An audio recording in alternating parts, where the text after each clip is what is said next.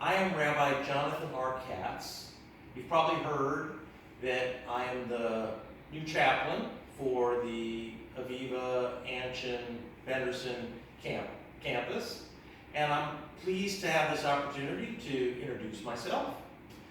My family has lived in Sarasota for the last 12 years, and my wife, Marty Katz, who some of you may know, she works at the Jewish Federation as their director of marketing.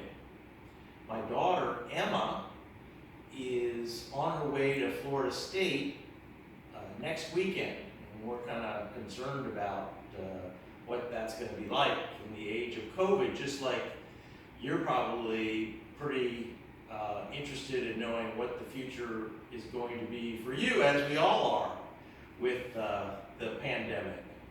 And in an odd way, even though we're isolated and don't have the freedom to engage people that we normatively had done, there is still a great sense of community. And some of that community is communicated on Zoom, through Facebook, but we're all kind of drawn together by being a community in isolation. And though that sounds unfortunate, indeed it is, we're trying to find ways, often creatively, to overcome it and to bring a sense of togetherness and unity. And that's what I'll be really focusing on, certainly as I begin my role here. How can we make our worship together something that touches us?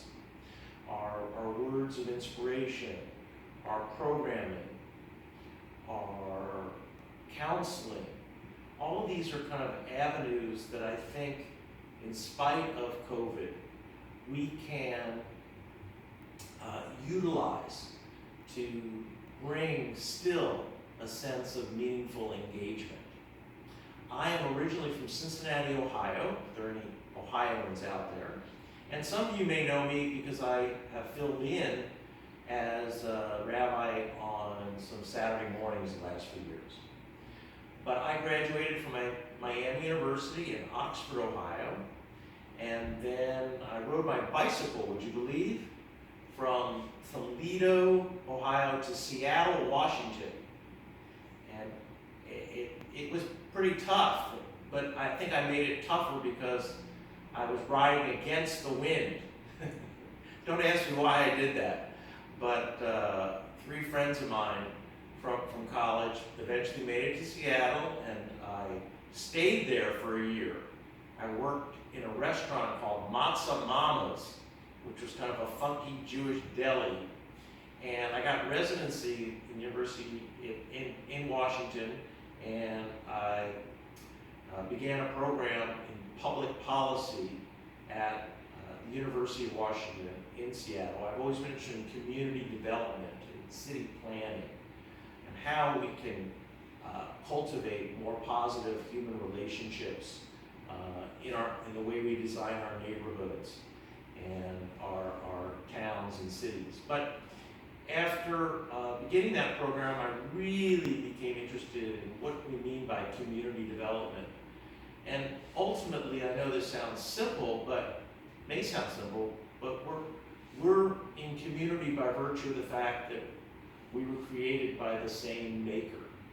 And so then that raises questions in terms of our responsibilities to one another and how are we going to be able to engender our blossoming as unique human individuals. And that kind of got me away from like community development in terms of cities and architecture into the spiritual realm.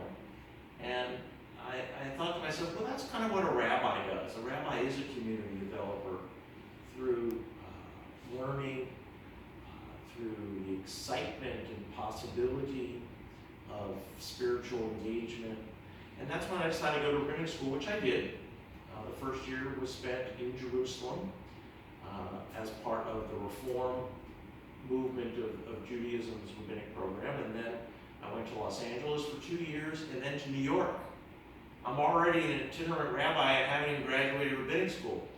And one of those summers, I was a student rabbi in New Zealand for 4 months. I think I was the only rabbi at that time, and I wasn't even a rabbi then. I served in Wellington. I also had student pulpits in Merced, California, and Great Falls, Montana. So after I was ordained in 1988, yes, I am that old, I became the assistant rabbi at Baltimore Hebrew Congregation. And then after 3 years, I left that to become a rabbi of a congregation in an exurb of Washington, D.C. in Northern Virginia that during the period that I was there became a full-fledged suburb of Washington. It was an exciting time for me because this was kind of like on the frontier. There were a lot of issues related to diversity, and I became very involved with the school district, and I became a chaplain in the local police department. And then eventually I met my future wife, and we moved to Fort Wayne, Indiana. How do you like that? Which I hear these days is a hot spot. Lots going on in Fort Wayne. I know you may not be aware of that. But her father was ailing in Indianapolis, and we were closer. At one point when I was in Virginia, I came to our area here because some relatives had rented a condo on Longboat Key. So I came out there, and I remember staying in a cooped up small condo with all these family members, and I couldn't escape, and I wasn't going to sit on the beach all day and broil. I didn't know anybody here. I didn't have a car. Somebody gave me a bike and said, "Hey, if you go down the road there about a quarter of a mile, you'll find a temple." I said, "You're kidding me." So I took the bike and I went down, and I said, "This beautiful Temple Beth Israel on Longboat Key," and I was sweating in my shorts, and I met the then Rabbi Saperstein. So many years later, we're in Indiana, and our daughter has been born, and she's growing up. We're looking for a little more cosmopolitan place to raise her. Nothing against Fort Wayne, but it doesn't have the largest Jewish community. And I noticed there was an opening at this congregation on Longboat Key, and I applied, and I was accepted, and I was there for 8 years.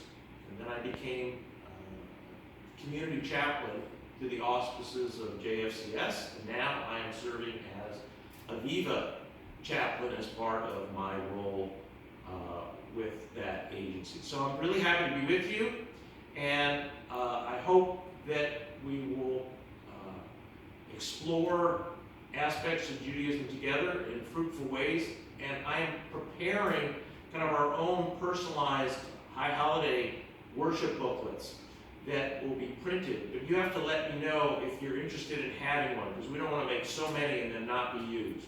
So you can let Maria know directly that you would like to have copies of the services. All right, I look forward to being with you often in the future.